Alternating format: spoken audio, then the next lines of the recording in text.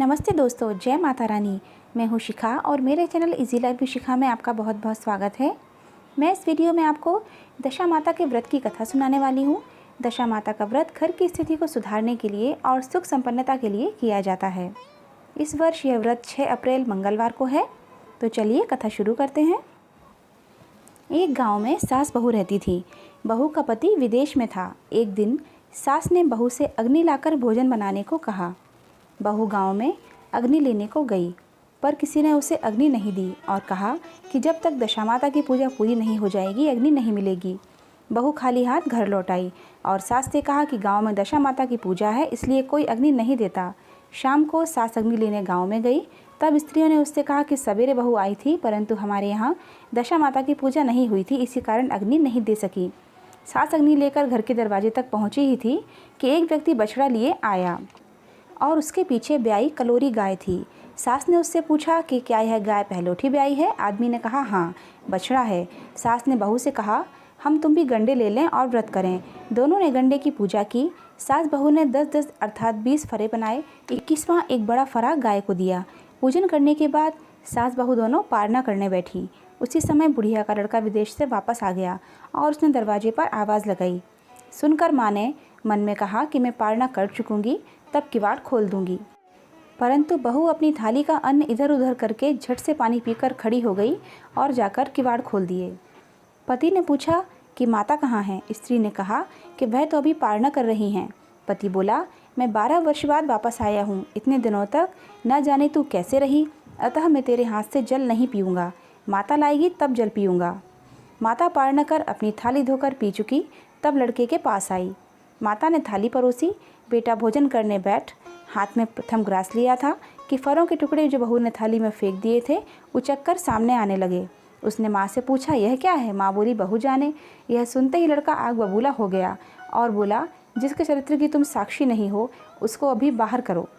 माता ने पुत्र को हर तरह से समझाया, परंतु उसने एक भी न मानी। वह यही कहता रहा कि उसे निकालो, मैं तभी घर में रहूँगा। माँ ने सोचा बहू को थोड़ी देर के लिए बाहर कर देती हूँ, इतने में लड़के का गुस्सा शांत पड़ जाएगा।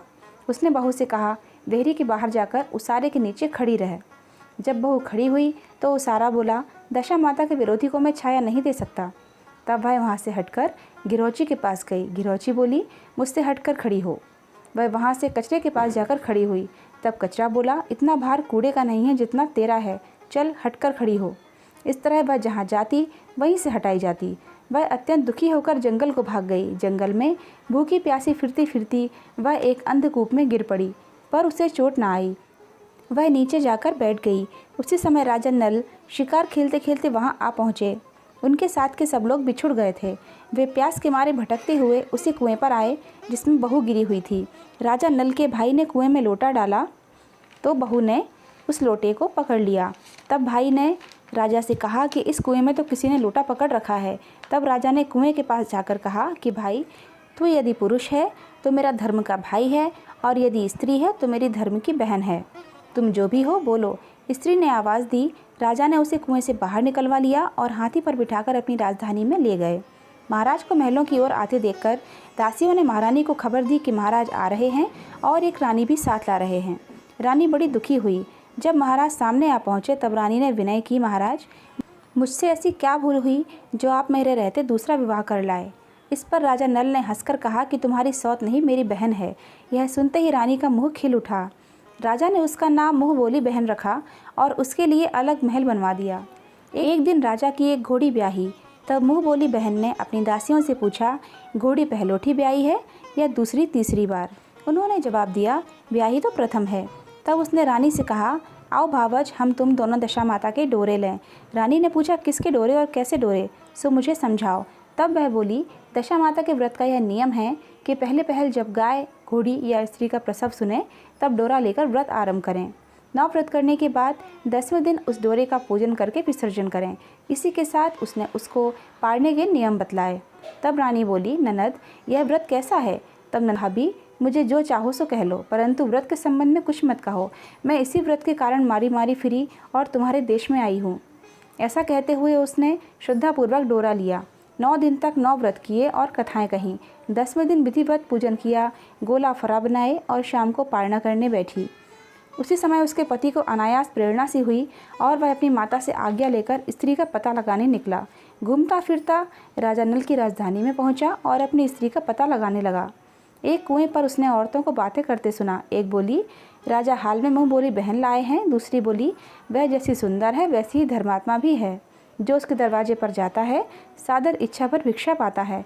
तीसरी बोली, यह सब तो ठीक है, परंतु अब तक पता भी न चल सका कि वह कौन है। स्त्रियों की बातें सुनकर वह साधु का वेश बनाकर राजा नल की मुँह बोली बहन के द्वार पर पहुंचा और आवाज़ लगाई तो प्रबंधकर्ता उसे भिक्षा देने लगे। उसने भिक्षा लेने से इनकार कर दिया और कहा, जब भिक्षा देने वाली खुद आकर भिक्षा देगी तब लूँगा।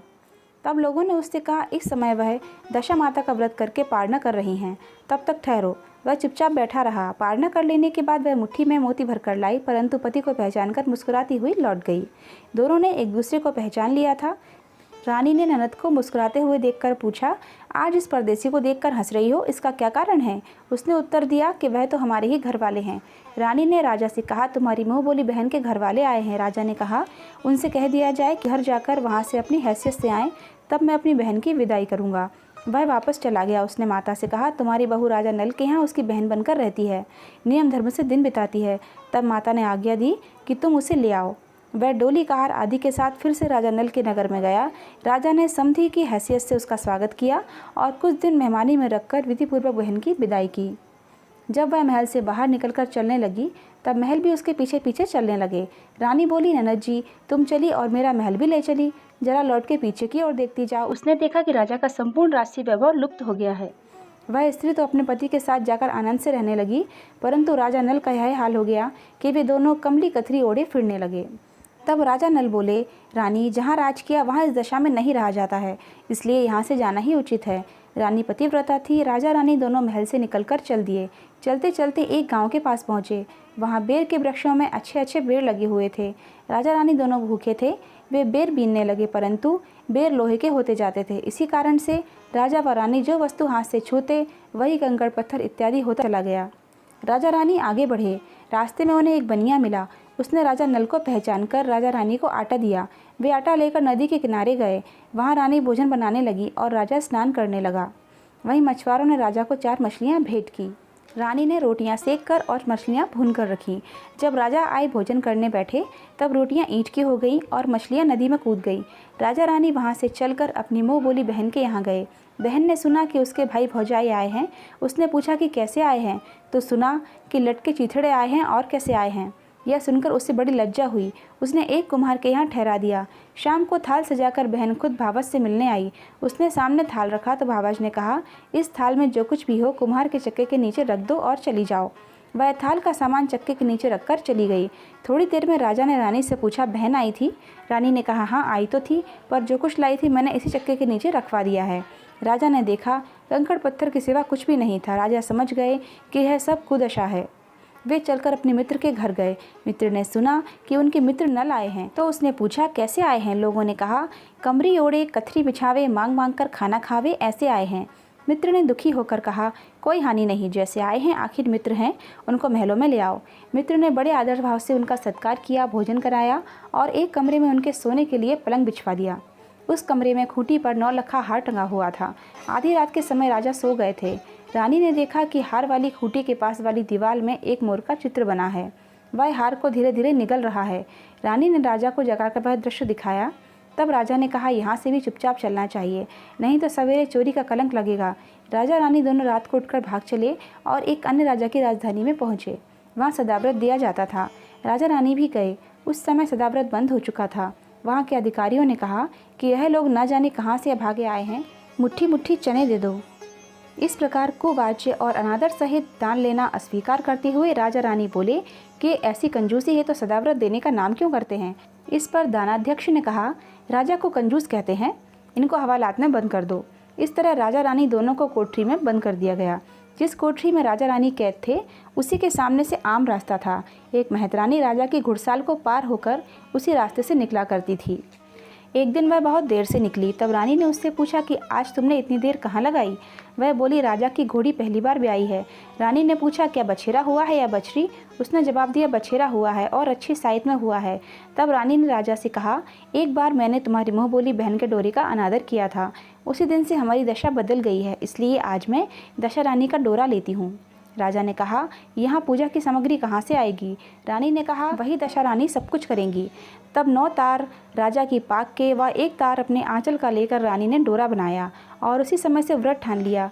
थोड़ी देर में राजा खुद घोड़ी का बछेरा देखने के लिए उसी रास्ते से निकला। राजा ने नल दमयंती को कोठरी में बंद देखकर पूछा कि ये लोग कौन हैं और किस अपराध के कारण यहाँ बंद हैं? पहरेदारों ने कहा कि ये लोग भिक्षा लेने आए थे, आपको गालियाँ देते थे, इसी कारण इन लोगों को कैद करा दिया गया था। राजा ने कहा कि यह तो इनका कोई अपराध नहीं है, इनको संतुष्ट करना चाहिए और इनको अभी कैद से बाहर निकाल दो। राजा की आज्ञा अनुसार उसी समय नल दमयंती दोनों कोठरी से बाहर निकाले गए। राजा उनके पाँव में पद्म और माथे में चंद्रमा चिन्ह देखकर पहचान लिया कि ये राजा नल और दमयंती हैं।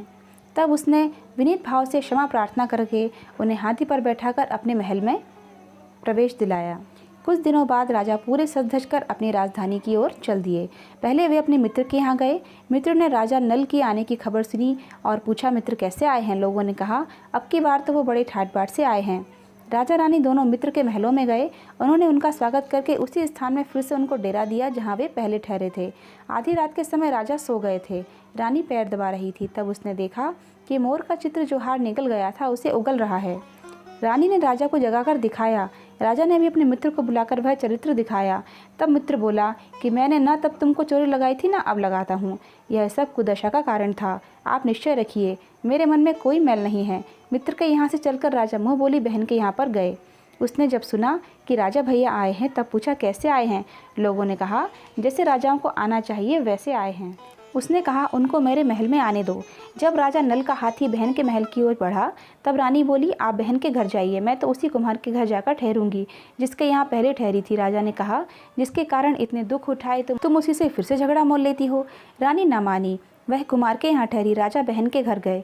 शाम को ननद भावच के लिए थाल लगा कर लाई और भावच के सामने रख दिया। तब भावच सोने चांदी के गहने उतार उतार कर रखने लगी और कहने लगी, खाओ रे मेरे सोने रूपी गहनों खाओ, हम नंगे भूखे क्या खाएंगे। यह देखकर ननद बोली, मुझसे जो कुछ हो सका था सो तब भी लाई थी और अब भी लाई हूँ। सचमुच चक्का उठाकर देखा तो रानी स्तब्ध रह गई। वह बोली, ननद तुम्हारा कोई दोष नहीं है, यह सब मेरी कुदशा का ही कारण था। रानी ने ननद का लाया हुआ सब सामान व कुछ अपनी तरफ से भी दिया, परंतु पूजा का न्योता ना दिया। वहाँ से आगे चलकर नदी के तट पर पहुँचे तो वहीं पर पड़ाव पड़ गया। राजा का सोबड़ा चिताया गया। जब भोजन तैयार हो गया, राजा भोजन करने बैठे। उस समय वे रोटियाँ जो ईंट की हो गई थी फिर से रोटियाँ हो गईं। तब राजा ने पूछा कि यह सब क्या कौतुक है? रानी बोली कि ये वही रोटियाँ हैं जो उस दिन अपने काम में ना आई थी। मैं यदि आपसे कहती कि रोटियां ईंट की हो गईं तो आप ना मानते। अब वहां से सेना सहित राजा व रानी आगे बढ़े।